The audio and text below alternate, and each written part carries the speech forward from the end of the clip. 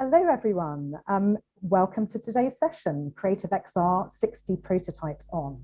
I'm Liz Rosenthal. I'm the executive producer of CreativeXR and also the curator of immersive content for Venice International Film Festival.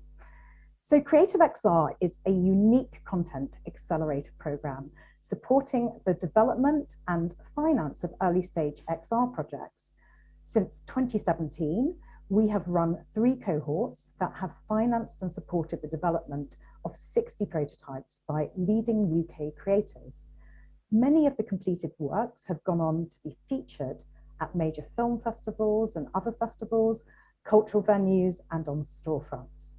And today I'm absolutely delighted to be joined by creators from 3 of the cohorts and the 2 programme leads from the Arts Council England and the Digital Catapult, who are the organisations behind the programme. So let me introduce you to our panellists. First, Darren Emerson from eCity Films, May Abdallah from Anagram, Gael Moore from Fat Red Bird, and then we have Maddie Crosty, Programme Lead at the Digital Catapult, and Ben Lane, Senior Manager of Enterprise and Innovation at the Arts Council. So we're going to start off by having a presentation by Maddie, and she's going to give us an overview of the programme. Hi, Maddie. Hi, Liz. Thanks for the introduction. So hello, everyone. My name is Maddie Crosty, and I'm the program lead of CreativeXR and of other immersive programs at Digital Catapult. So I've been running this program since 2018, starting halfway through its first cohort, and we're now on its 3rd. So I've been part of the journey of seeing the program changing and evolving over the years, both in terms of the immersive formats that we have supported and that we've seen go through the programs, but also seeing the program grow as a brand name and seeing the UK industry itself mature over the years. So first off, let me explain to those of you who don't know what the program is, how it works. So as Liz said, it's a content accelerator program for the arts, culture, and entertainment sector for immersive creators looking to create a VR, AR, immersive audio, haptics, any XR technology experience.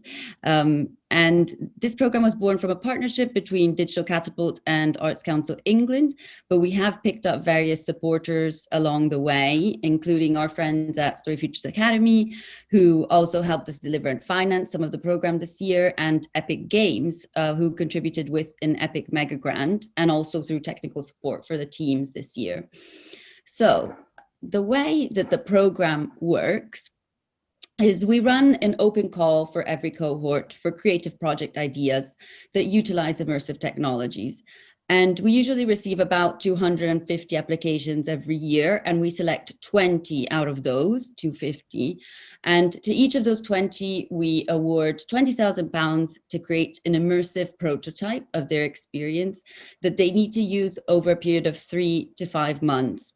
And during those months, we also give them access to industry mentors, experts, free use of the immersive lab network, which this year involved shipping equipment, of course. We run a series of workshops around things like business plan development and IP. And then we run a showcase event where we connect the creators to key industry who might help bring their projects further. And I'll tell you a bit more about that later. And finally, after the showcase, we award a select number of projects that have the highest potential with a bit more funding to finish their prototypes into an experience that is audience ready. And this funding is almost always matched by industry funding, especially given that through the years, the budgets have grown more and more. And as Liz said, so far we have completed 3 cohorts and funded and helped development of 60 prototypes, as well as awarded production funding to 12 projects. And you'll be hearing a bit more from those projects later on. And finally, this is just to illustrate why we decided to make our intervention this way and why the program is built this way. And I really can't speak about it without crediting Becky Gregory-Clark, who is now head of immersive at Story Futures Academy, but spearheaded this research back in 2016 when she was at Digital Catapult. And basically, we looked at the production pipeline and wanted to find where the barriers and obstacles were for UK creators to use this technology in their projects, because there was obviously a huge hunger for it, but there was a lack of funding. So if you look at the creation process of an immersive project, we found that there was a gap and the need for intervention between the ideation stage and the production stage. And this slide, it illustrates where those interventions lie. So basically we found that there was not much support for creators to experiment and to develop early stage concepts into strong commissionable ideas that would also have a sustainable business model or impact model to sustain it. And we found that the greatest intervention would come by giving small amounts of money to several creators to allow them to experiment and iterate over a short period of time. And the other key barrier that we found was that the commissioning ecosystem itself was very fragmented, spanning from broadcasters to hardware manufacturers to film funds. So we had a role in gathering that ecosystem together to allow projects to meet those commissioners and be able to pitch to them. So I just wanted to illustrate what the showcase and market means, which is that pivotal event after the 3 to 5 months when the teams have created their prototype, where we showcase the prototypes to commissioners that we have invited from all over the world to come and see the projects with the hope that they will bring these projects forward. And obviously 2019 looked very different than 2020. You can see May there pitching in person back when we could do that. In 2020, we had a similar setup as the South by Southwest setup, actually with swap card and VR chat, but at a much smaller scale. But we were still able to gather together an amazing audience of commissioners and funders, with much credit to our executive producer, Liz, who's moderating today. So that's it from me. I'll see you at the panel, and I'm going to hand back to Liz. Thank you, Maddie. So now we're going to hear from the 3 creators who will introduce us to the projects they've developed with us. And I just want to say, please put any questions in the chat and we'll hopefully answer them as we go along.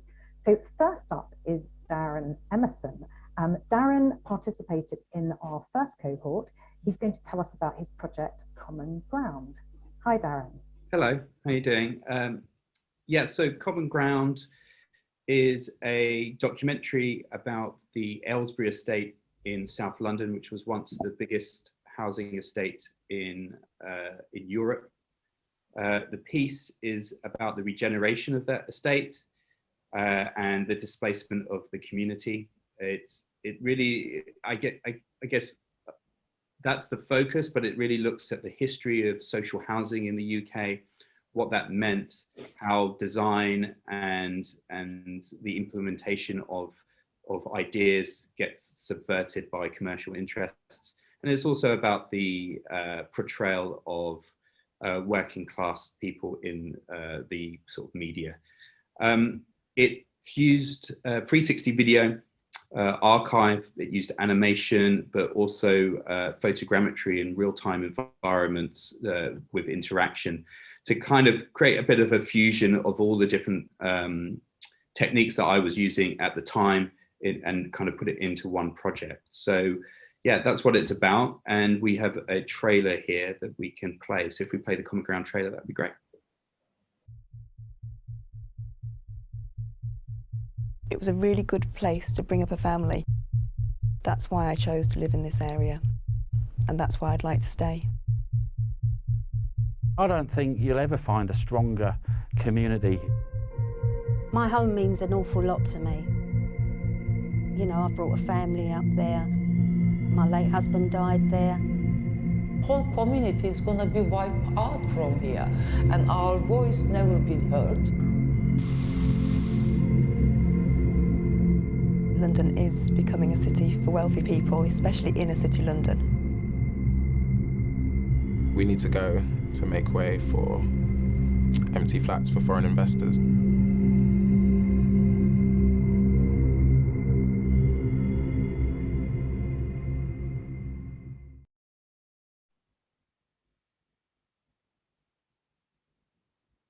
Okay. So hopefully that trailer gives you a sense of what it's about, and you know, and there you go. So Liz, are you going to ask me some questions about? I will ask you some questions. So thanks, Darren. So with Common Ground, you completed that, was it in 2018, I think? It was the cohort that started in 2017 in terms of the prototype. We delivered the prototype in about, I think it was about March 2018, and then we got further funding that summer. And then we produced the whole piece, which we delivered around February 2019, and then it went on to premiere in April. Great, and that's what I wanted to ask you about. So how did you launch the project, and what happened to it since that time? Well, I mean, we had the showcase obviously at CreativeXR with everybody there. That was March 2019. And then we were lucky enough to do our world premiere at Tribeca Film Festival there at their immersive section. And then we went on to show it around the world at different film festivals. So it had its UK premiere at Sheffield Doc Fest, Alternate Realities. It played in Melbourne, in Canada. And along the way, it went on to win a few awards. It won Best VR Narrative at Sandbox in China, the sort of award for innovation at Nouveau Cinema in Montreal, also the World Press Photo Award for Best VR Storytelling, and a Broadcast Digital Award here in the UK as well for Best VR. Great, congratulations, Darren. And what about releasing it beyond festivals? Have you managed to distribute it on storefronts, or I know you have a big plan for location-based entertainment, obviously slightly curtailed for this year. But can you talk a bit about that?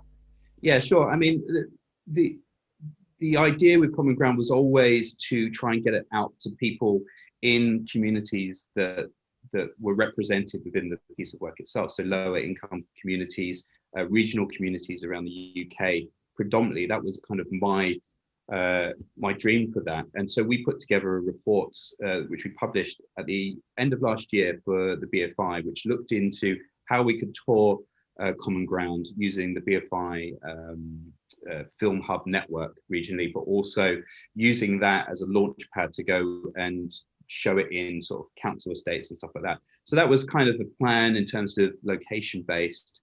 We've also made a 360 version, which the BFI funded for the BFI London Film Festival last year, which was really great for us because, you know, obviously 360 is much more accessible than the room scale version. It's currently being shown in the Museum of Other Realities as part of the Immersive Arcade, which is a celebration of the best of British immersive, which is really fantastic. But I mean, it's been very hard to distribute it, if I'm honest. When I made it, I was slightly naive about distribution, I think. And, you know, I got it ready for the end of CreativeXR, got it into Tribeca, and that was the version that still exists today. What I didn't realize, now I look back on that and think, you know, how we should maybe allocate some budget, but taking that version, which used very high spec computers, very, you know, something that we could set up ourselves, but to get it onto a store like the Oculus Store or Steam, it has to work on lots of computers that have different kind of specs and stuff like that, and different headsets. And we hadn't really done the work to make sure that happened, and now we don't really have the budget to do that. So I'm, you know, I'm working slowly to get that, but that is definitely a learning. And there's a project I'm working on at the moment where that has gone into the budget, those different versions, the exhibition version, which is very complex and has an installation with it, but also a store version and a 360 version, because most people will probably see the 360 version. It's far more accessible. Great, thanks, Darren. And we're going to talk a bit about that later, about partnerships and distribution, which is a key factor and something that we love to get involved in, and you know, give advice early on in the program. And we've learned quite a lot from doing the different cohorts. Thanks so much, Darren. I'm now going to move on to May. So May took part in cohorts 1 and 2. She had a project called the Collider, fantastic installation project that was in our first cohort, and then came back with her project Goliath, which she's going to talk about now. Thanks, Liz. Yes, so Goliath is an interactive virtual reality experience that celebrates the power of gaming in the face of isolation brought on by mental illness. So I'll play you a short promo. It's still in production, so there's more to come, and then I'll give you a little bit more insight after that. So please play the teaser. I don't normally tell people about some of the shit you're asking. It's something that I understand and everyone won't.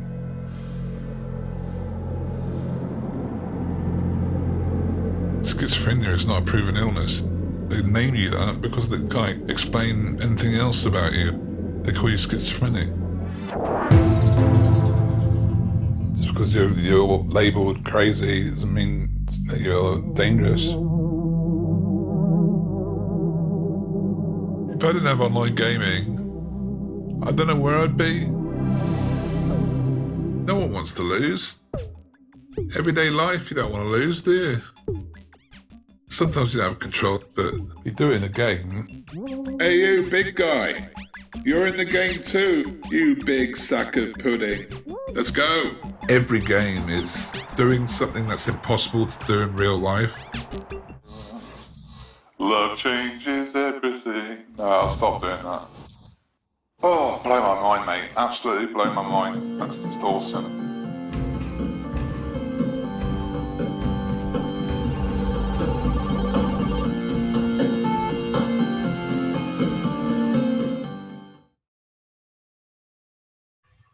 So in Goliath, you're guided by the voice of Joe, who you just heard, and he's the man behind Goliath, and he takes you into the story of how psychosis means it's very difficult to tell the difference between what is and isn't real. And obviously, because you're also inside the headset in this unreal environment, and you begin to play a game too, the experience also asks you to reflect on your own interpretation of how you're working out what is and isn't real, kind of using the power of actually what VR does to occasionally trick the mind into feeling like you're really somewhere else. So Goliath is a really important passion project for our studio Anagram. Schizophrenia is a condition that's really poorly understood, often quite badly portrayed in cinema, and the links between psychosis and violence is overemphasized in the media, making it a really isolating diagnosis for people to have. And we felt like, having made a couple of VR projects, we were really excited about finding a story that really needed to be told in this medium, because it is a story about somebody living in a virtual reality. And there's real value in seeing inside of that experience, an experience that we often see from the outside. And the fact that Goliath, Joe, is now a hero in his own world, in the Twitch community, with online gaming, it felt like we could also celebrate something that's become even more relevant during lockdown. So the virtual experience of digital connection, as we're all experiencing now, and what it means for people who are on the outside of what is considered to be normal. Yeah, so go ahead, Liz, ask me anything. Difficult questions, May, no. So in numbers. And so in terms of post festivals, from the very beginning, we've been speaking to science museums, science galleries. Can you hear yourself? We're all fine, May. We can hear you fine. Okay, great. And so I'm on a replay. This is quite strange. So I'm going to have to take my headphones off just to be able to concentrate on what I'm saying.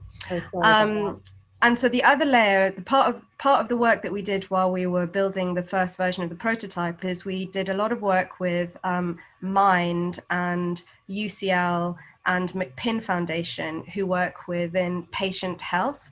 And we interviewed people who have schizophrenia as a diagnosis or bipolar. And we asked them, where do you feel like it's really important for you to put a piece of work like this? And the answer was quite unanimous, which they were like, our doctors, like people in the medical industry, and not just that kind of like frontline services, we feel that they treat us not as people, but as diagnoses. And so that in that sense, there's this real value to expanding, I would not go as far to say like empathy, because it's a bit of a treacherous ground when you talk about VR, but in terms of like, how do, at what stage in the medical education process is something like Goliath actually a really useful tool for improving how doctors deliver healthcare with people with these conditions? So that's kind of the third stage.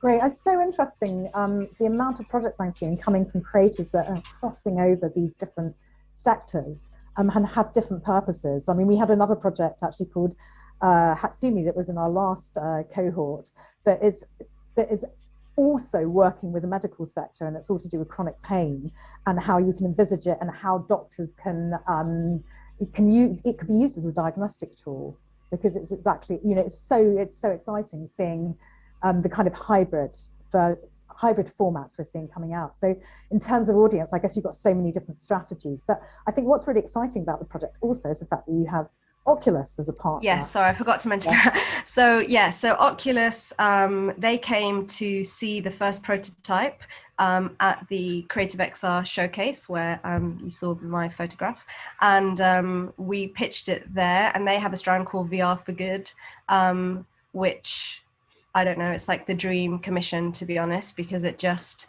effectively, it's funding for your project, and their strand kind of aligned in that they have a focus on mental health, and so they wanted to put that funding towards a project that was dealing with that issue. So yeah, that was really lucky. Other than the fact we developed it for Vive, and so it had a completely different aesthetic, and actually changing from tethered to untethered at that time was pretty crippling. We kind of had to pull the financing to do that out of nowhere. But actually in the long run, it's proven that actually the Quest is the dominant headset, and it's better to be developing for that right now than Vive. But who knows what's going to happen kind of in the next phase of the tech giant battleground for the leading headset. And great, at least, Oculus are financing projects like this, which is great news, and exciting that it's going to reach a wide audience through the storefront. We also have another project called Madrid Noir that Oculus got involved in our second cohort. So we're really excited about these projects launching and to see how it works with your kind of hybrid distribution as well. Obviously LBE and reaching a whole different type of audience and the storefront. So thank you, May. We're going to move on now to Gael. So Gael Moore was part of our recent third cohort, which we've just finished the first phase, and we're just about to announce who we've awarded the production funding to. But Gael's project is A History of Painting, and big congratulations to you, Gael, because Gael's been selected for the virtual cinema competition at South by Southwest. So please, anybody who has accreditation, make sure you get a chance to see it. It's a really wonderful project. So fire away, Gael. Thanks, Liz. Yeah, it's super exciting for us to have our premiere at South by Southwest. History of a Painting is the first episode of what we're working on to be a series. And the idea is that it's a VR series that bridges the gap between entertaining, immersive art and an educational experience, making art history basically much more accessible, because it's often seen as highbrow and inaccessible and not inclusive. And so the experience that's premiering at South by Southwest revolves around Georges Seurat and his most famous painting called La Grande Jette, which was his pointillist masterpiece. And it revolves, so it essentially explores the story of Georges Seurat and how he came to make this painting. And basically why we should care, why is this painting important? Why has it inscribed itself in popular culture? Most of us don't really know why we pay attention to these paintings, and that's what we want to explore. We want to empower people and give them the tools and confidence to feel like they're part of the art history conversation, because art history is often a commentary on our society, and it certainly gives us a window into how culture has evolved through time. And we're also working with contemporary artists who narrate each episode. And so we worked with Beach Babel who narrated the pilot absolutely beautifully. And actually you can hear her in the trailer. So please play the History of a Painting trailer. Do you know this painting? I mean, you've probably seen it before, right? But actually, what do you know about this painting? Why is this one important? Why do some paintings stand the test of time and not others? All great paintings have something in common. They have a great story behind them. This project is about uncovering these stories, changing your views on the paintings that change the world. Thank you, Gail. So with this project, you actually completed it with a £20,000 prototype, which was kind of amazing because we don't expect that at all with projects. So you've completed the first episode. It's in competition. You've got tons of press, which is brilliant about the project. What happens now? What are you planning for developing the project out? Yeah. So it was kind of insane to make a whole episode within that time frame, but absolutely worth it. And so now what we're working towards is creating a collection of episodes with a single gallery. So we can't quite announce it yet, but we will be working in partnership with a major UK gallery for the next steps. And we'll also be working towards establishing how to export essentially this project to multiple galleries and different iterations. We're starting off with paintings because that's what makes most sense under lockdown, but obviously fixed off VR lends itself super well to sculpture and physical space. So we'll be thinking about that as we explore the next few episodes. Great, thank you so much, Gail. I now want to bring all of the panelists into the discussion, and please remember to ask any questions, and we would love to answer them. So I want to bring Ben in because we haven't heard from Ben yet. So hi, Ben. Good morning, hello. Hi, so Ben is at the Arts Council and has been, so Maddie and Ben lead on the programme from the two organisations. So Ben, you've been there since the start. Can you talk about our rationale for the programme from your perspective from the Arts Council? It'd be really interesting to hear.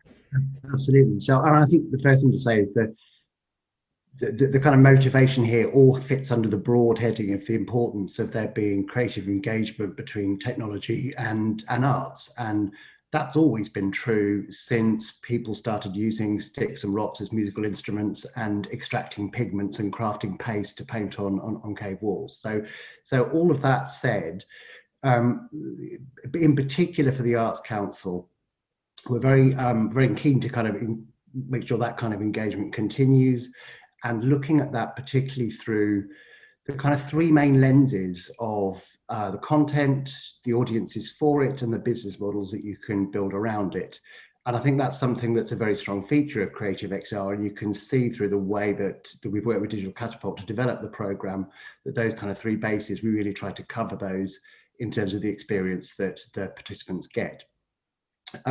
In doing so, of course, there are some kind of vital steps in that, and Maddie showed you the logic model earlier that the kind of the program sits behind and why we've made the intervention at the kind of prototyping and production phases.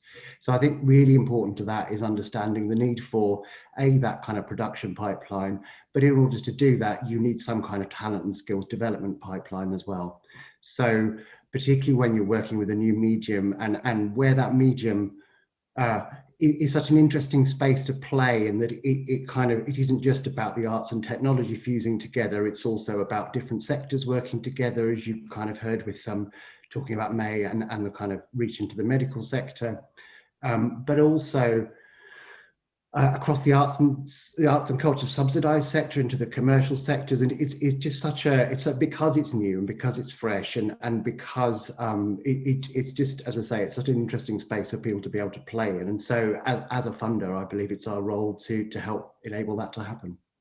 Thank you, Ben. And I think, it's really hard. Maddie mentioned the word ecosystem, which I think is really important. And you've also sort of alluded to it, but I think when we started in 2017, we're only really 3 years off the Oculus Rift being sold as a consumer device, even though we know that that's a very dubious term. There are few consumers have bought the device. it was the first time that people actually could use a headset, and artists and creators could start using it to make entertainment and content. So we were kind of quite early on, and I suppose there wasn't really an ecosystem. So I guess that was the important part really of the program. And it was when I was helping Becky with that original report, I fed into it a bit. I think that was the thing that I had noticed, that you mentioned new technology.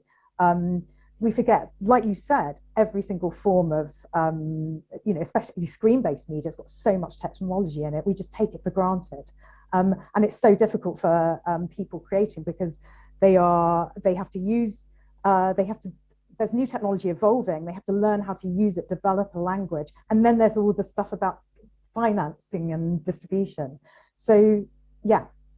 I think that you touched on a very important point there, the thing about developing a language. And I think that's something that you almost have to be in it to really understand, is that the technology leads to the need for that kind of language. So, I mean, I'm down in Brighton, and I discovered only recently that the way of shooting conversations between people, the kind of over the shoulder camera shot, was actually invented on Hove Beach. And when you kind of realize that people do have to give some thought and technical thought to these things and how they work best in an aesthetic sense, you kind of see why we need to have an accelerator in this space to enable that development to actually happen. Yeah, and it was really great that you got involved as a funder. So Maddie, I want to bring you back into the discussion.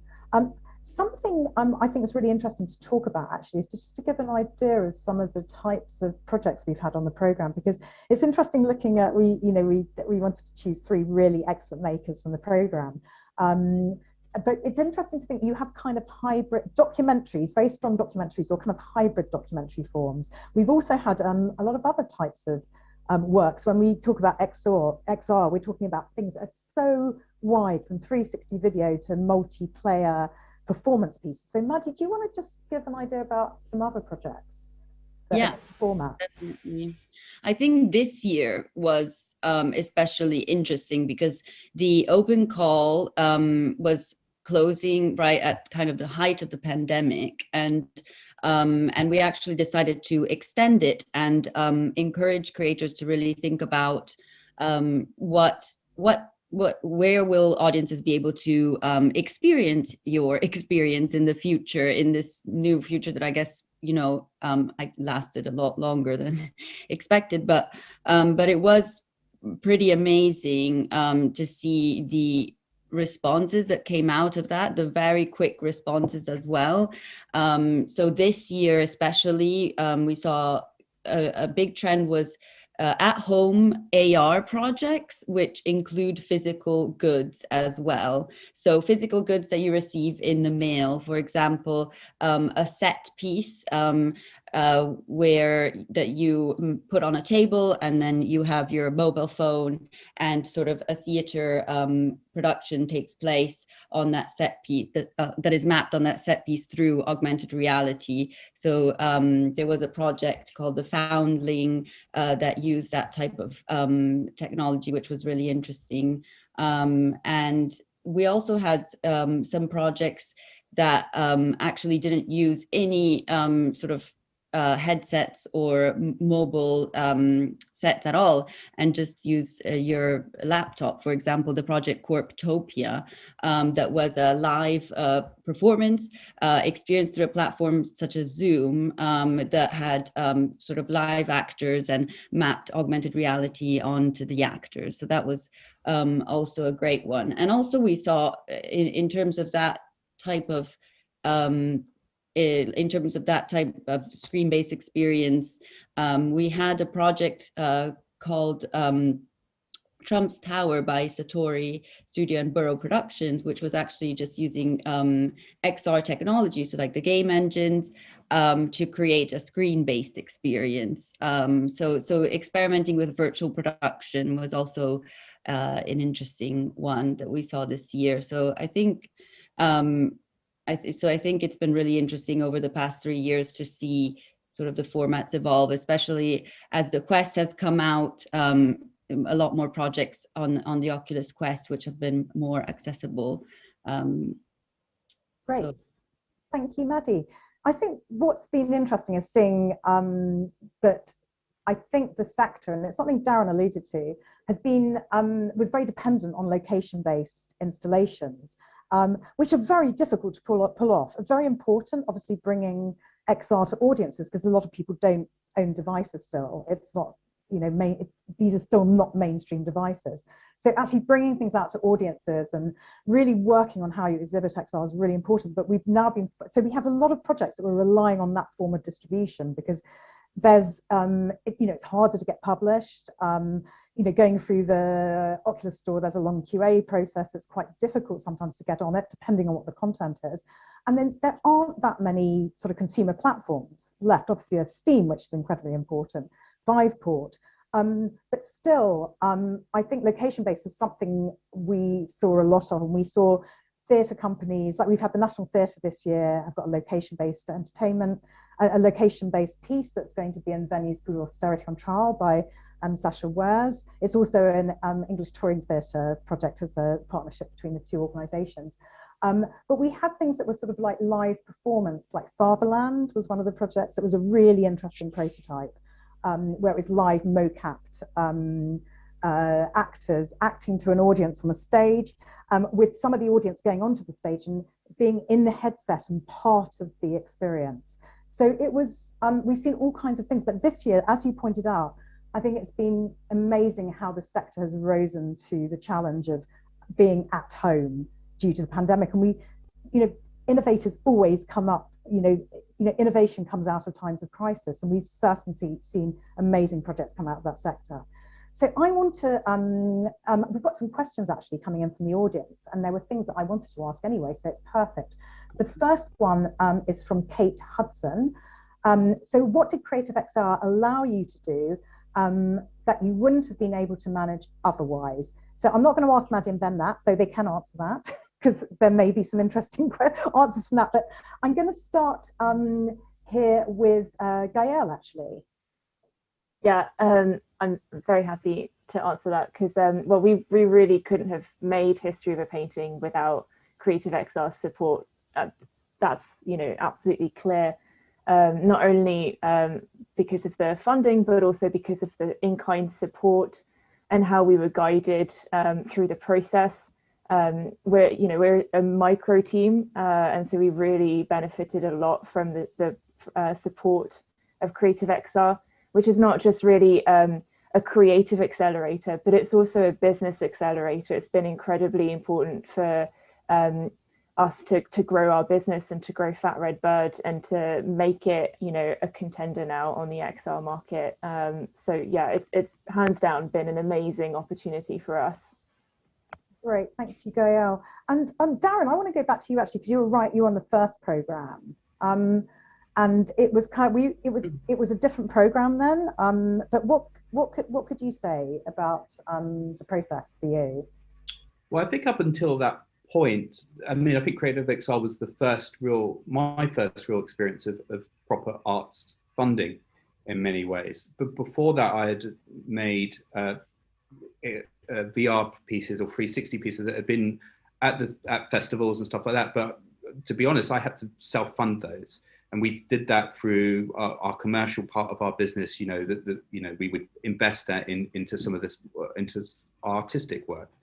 So having CreativeXR, you know, come along, it really just allowed us to have that space and time to really experiment. And I think that was the most important element of that first sort of £20,000. It enabled us to sort of teach ourselves new skills that we hadn't really kind of ventured into. So we'd been predominantly 360, and this was the first piece where we were using a game engine.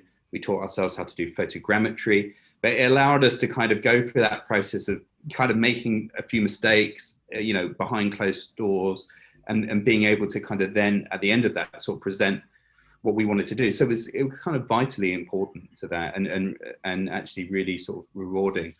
And I guess, you know, the fact that we got follow-on funding was even better. You know, it's great making sort of prototypes, and it's really valuable, but to have the opportunity to then take that further and actually realize the vision that you had from that prototype was amazing, really. It was incredible. Yeah, thank you, Darren. And I want to ask May as well, because you've been on two of the cohorts with two very different projects. You know, what did you Was it a different experience for you going from cohort 1 to 2? Obviously, we awarded you, it was prototyping money for the Collider, but you went on to show that at festivals and complete it, which was an amazing feat. And then obviously with Goliath, which is a very different project. So I think like the advantage of CreativeXR is it's funding that comes from an organization that understands technology. And so you can, get bits of money from different places, but it's a very different experience in terms of what the expectations are, in terms of what your delivery is. So the fact that that understanding of perhaps what you pitched and what you deliver at the end are going to be divergent, but probably it should be if you've learned anything in the journey. And that's really an important space to not feel like you've committed to a promise that you could only really fully understand through implementation. And like that understanding that there's a value in that in itself, perhaps some of those prototypes that don't go on to become big productions within 2 years, I think we understand that actually, like what you're talking about in terms of the pandemic, there is like a collective resource that perhaps will be drawn on in 10 years by people whom we will never meet. But, that's kind of that's the stage we're at. Like occasionally, because of no fault of anybody here, things can't come to fruition. The audience isn't there, the language isn't there, the institutions that might run the festivals aren't there. And so there's a degree to which, I'd say like the unifying philosophy of there being value in R&D is something that is like completely necessary. And then I think CreativeXR in itself like has also evolved to understand how to support those different stages in that model that you looked at. Like, 2 years ago, Maddie and Ben were at Tribeca kind of hustling and trying to understand that landscape, which isn't really, which becomes more and more institutionalized, and kind of the gatekeepers kind of emerge, but perhaps they weren't there at the beginning. And whilst it's really interesting to be in place where there's no gatekeepers, you don't often know where to go to make something happen. So that landscape, it's not very rewarding because you don't know where to go for like an easy win. But like clearly over the past 4 years, the fact that digital culture is something that's going to be way more familiar to people now as a kind of experience, or the word immersive actually in XR, not for those who think it's Extinction Rebellion, but that there's like, you're not trying to explain from scratch what you're doing. Like you definitely, I don't know if you remember, like with the Collider, there was no way we could explain that project to anybody who didn't do it. That was constantly the problem. It was just like, there's 2 people, there's a space, there's a cupboard, there's some sand. And it just, you're going to need that prototyping fund because you're dealing with people who have never done the thing that you're trying to explain. And that will be less the case, I guess, in the future, but it's exciting to be in that position anyway. Absolutely. And that's the thing I think that was really important when we first designed the program and it was something I'd found from my previous programs, that, having something on a bit of paper, that sounds very old fashioned, to present to a financier or potential partner, they just don't know what it is. And you have to make something. I think there's 2 sides. You have to make something as a creator to start investigating how you make it and try it out and be able to iterate. And then to show it to potential partners, you have to have something because they don't know what it is. And people, even though people might understand they might watch a lot of VR, they still don't know what your project is. And that's, I think, something that is really important to encourage, is to have, that we're trying to do is have something that's presentable. Both, Maddie mentioned, it's a prototype, having the technology advice, having other types of mentoring advice on the creative development, but also it's presenting a really good case. So, we help with the pitching. This year, as Maddie mentioned, we had to go virtual. So we, all of the teams made these very good video productions to pitch their projects. And we actually helped with that. We had a production team that helped the teams make them. So all the presentation, the business plans, the decks, we help with as well. And like you said, May, it's very, it's knowing who you can talk to and being introduced to people as well. I think that I agree is something super important. I've got some other questions that I actually wanted to ask you as well. there's a question about the challenges of distribution and the insight into future commercial models that creators have discovered through CreativeXR. But first, I want to actually ask you about the kind of, because May, I want to talk about the kind of budgets. I know it's hard for you to mention a complete budget because you've obviously got Oculus involved, and it's not something you can, I know with your contracts, you can't talk about budgets. But it would be really useful just to talk about the kind of partners you've worked with. And maybe I'm going to start with Darren, actually, because for Darren, you just had the funding from CreativeXR. It was £100,000, I think we gave you, wasn't it, was the budget? It was, no, it's a little bit more than that. So we asked for, when it came to the presentation stage, we had our, I had our pitch deck and, this is what we're asking for. And it was 150,000, which was made up of in-kind from eCity Films that we were intending to put in. And then 100,000 came from CreativeXR. And then we had 20,000 from Story Futures Academy, just as they were starting. So that was put into it. Later on, when we finished it, and we did like a BFI tax credit, which was something else that I'd learned about at Digital Catapult session, which was like a bit of a revelation. We put that in, and then we worked out actually that the full cost of it was around about 180,000 in the end, and that was a really interesting process because you start to understand actually as an artist like how much money and work and time you're putting into something that isn't actually being accounted for, and that helps you later on when you are budgeting again. So yeah, that was where we got to with that. It's all public money, so it's not secret. Yeah, thank you very much, Darren. And it's interesting, you were mentioning before when you were presenting the project how it was something you hadn't thought of so much about distribution, and in fact it was something I guess you would advise people to right at the beginning. And it's something I would always say to people developing projects, you have to think about the format and the end game right at the beginning. I found myself a little bit stuck now in the sense of, I had done the film festival stuff, so I knew that was important. We had a conversation, actually, you and I, Liz, about taking it to council estates and getting it out there, which is something I'm very passionate about because my work is often around social justice. So, I wanted to do that. But yeah, I just hadn't really taken into account what would it take to get this onto the Oculus Store, onto Vive or Steam. And even now with, it's on the Immersive Arcade, it's in the Museum of Other Realities.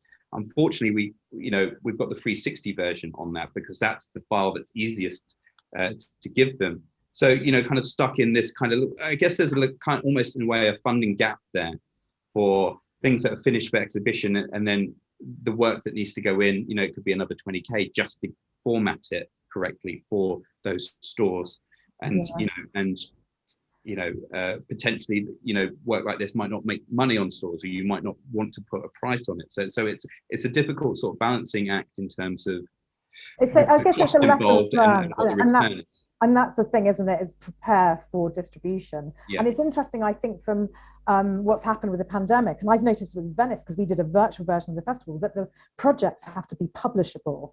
And that's a very different thing from taking them to festivals and making festival versions. And it was a brilliant exercise. And I can see just from what's happened this year, trying to find some positives. And I know it's really tough, Darren, because your LBE is a really exciting proposition, I think, especially community-wise, and who the project's for. But people are professionalizing now. They're really thinking about making multiple formats. And most of the 44 projects, I know they're all different formats, but the ones that were published, the ones that weren't just Quest only, they all had versions for every single headset on PCVR and Vive, and it was it's really interesting seeing how it's changed. So May, you're working with, can you talk about the partners and how you worked up and what, Definitely. So I think kind of in a similar position to History of a Painting, our first round, we just took the 20K and we finished the project and we rushed to kind of get it out there. And I think with Goliath, we were like, no, we need to take time, because actually you just get really exhausted on a festival circuit and you don't really explore the opportunities. So Oculus came on board kind of as a result of the pitch session at CreativeXR.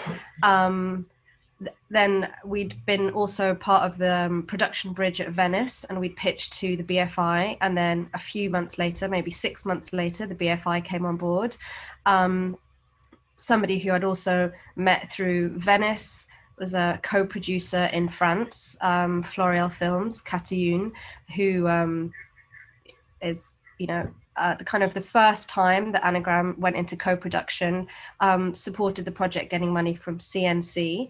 And as we were discussing earlier, just even the overhead of what happens when you have these partners is just a huge next kind of level learning curve in terms of the project and kind of the scale and, the way that Anagram has worked before, which is kind of nimble, fiercely protective of our artistic vision, and kind of totally in control of all of the elements, is something that's kind of, I don't say it's not threatened, obviously, it's just another kind of negotiation in terms of how to protect the project, which, the other thing which is really interesting is the fact that once you do scale up, the kind of scale at which you can find partnerships is completely different. It's very, very hard to get anybody interested in your idea that's a prototype, but as soon as somebody gets wind that there's another big funder on board, it's a much sweeter proposition.